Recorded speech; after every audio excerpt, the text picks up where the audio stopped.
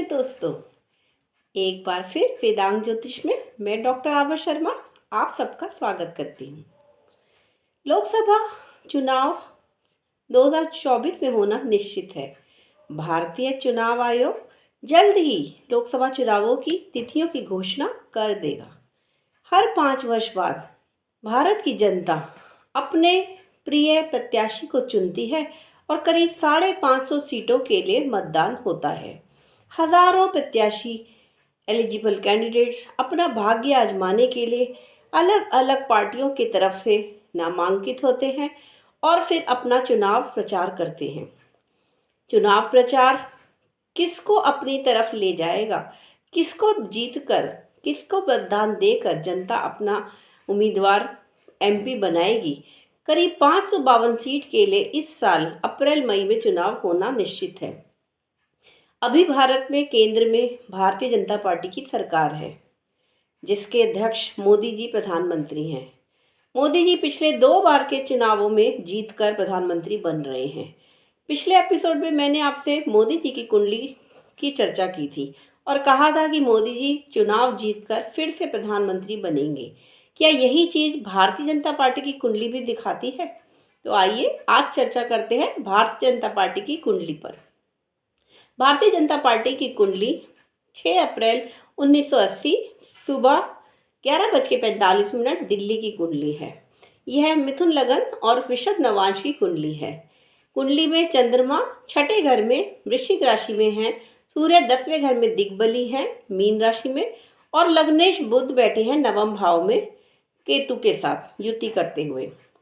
शुक्र स्वराशि के हैं 12वें घर में। चंद्रमा और शुक्र एक दूसरे को दृष्टि प्रदान कर रहे हैं। बुध पर 4 वक्री ग्रहों की दृष्टि है। मंगल, राहु, बृहस्पति और शनि चारों वक्री होकर तीसरे घर से लग्नेश बुध को देख रहे हैं। इसीलिए शायद भारतीय जनता पार्टी का नाम हमेशा धार्मिक विवादों में रहा है। नवम भाव धर्म का भाव है और वहाँ पाप ग्रहों की दृष्टि होना या वक्री ग्रहों की दृष्टि होना धार्मिक उन्माद को दिखाता है।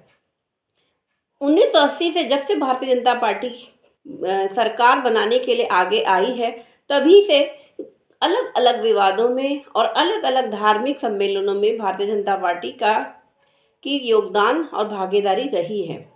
इस साल 22 जनवरी 2024 को श्री राम जन्मभूमि अयोध्या में मंदिर में प्राण प्रतिष्ठा के बाद क्या भारतीय जनता पार्टी कृष्ण जन्मभूमि मथुरा और काशी ज्ञानवापी मस्जिद के विवाद को उठाएगी?